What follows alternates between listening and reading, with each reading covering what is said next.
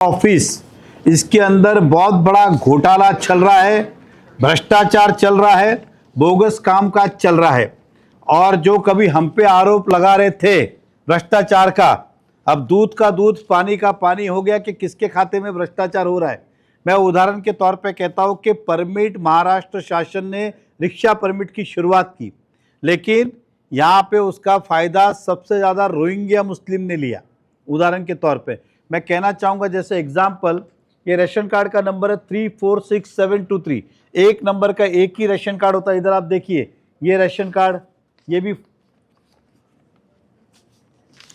347623, ये भी 346723, ये भी 346723, ये भी 346723। अब ये किसका है?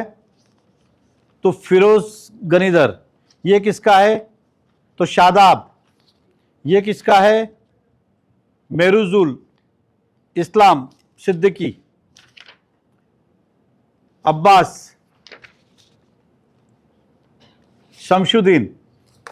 मतलब ये रोहिंग्या मुस्लिम ने ज़्यादातर काम किया हुआ है, और इसको श्रेय कौन दे रहा है ये जानना चाहिए। इतने पे रुके नहीं वो।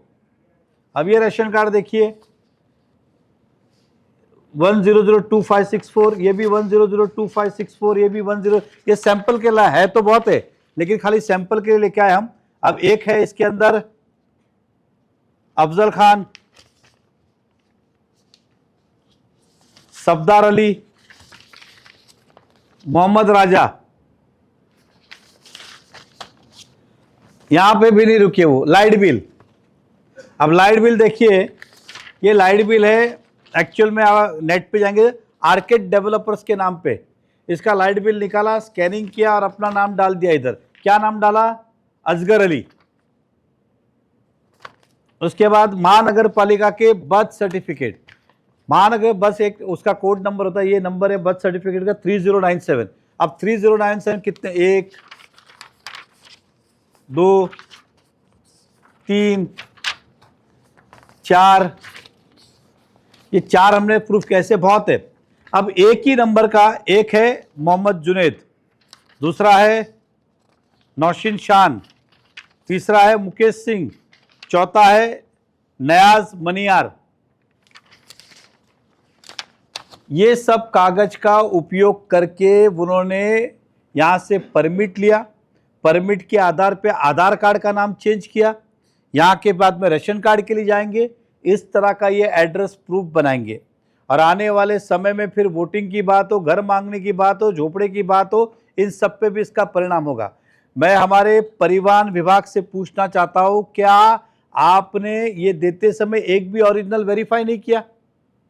आप मेरे ऑफिस पे भी अगर आएंगे कि अटेस्टमेंट करके दो, अटेस्टेड खाली, तो हमारे लोग बोलेंगे ओरिजिनल दिखाओ पहले, उदाहरण, उसके बाद हम देते। आप कुछ लेटर भी मांगने आओगे तो हम कहते हैं कि सोसाइटी का लेटर लेके आओ, प्रूफ लेके आओ कि आप यहीं पे रहते हो, तब हम जाके लेटर दे। और ये तो गवर्नमेंट डिपार्टमेंट है, आप परमिट दे रहे हो, कोई एनओसी नहीं दे रहे हो। इतना बड़ा काम कर रहे हो, परमिट दे रहे हो, और आपने एक कागज नहीं देखा। इसका मतलब क्लियर है कि आपने सभी बोगस, खाली पैसे के लिए, भ्रष्टाचार के लिए इस प्रकार का कामकाज किया। तो मैं इस बारे में माननीय मुख्यमंत्री से भी अधिवेशन में मैं कंप्लेंट कर चुका हूं, और हमारे परिवार प्रताप सरनाइक को भी मैंने कहा कि सर जरा मीरा भाईंदर में देखिए क्या चल रहा है, सब घोटाले चल रहे हैं। उन्होंने कहा कि मुझे भी आप शिकायत दीजिए। तो इस प्रकार का कामकाज इस आरटीओ ऑफिस में चल रहा है। हमने जानकारी ली तो हमारे कार्यकर्ता नीलेश पपाले जी, इन्होंने ये पूरी मेहनत की।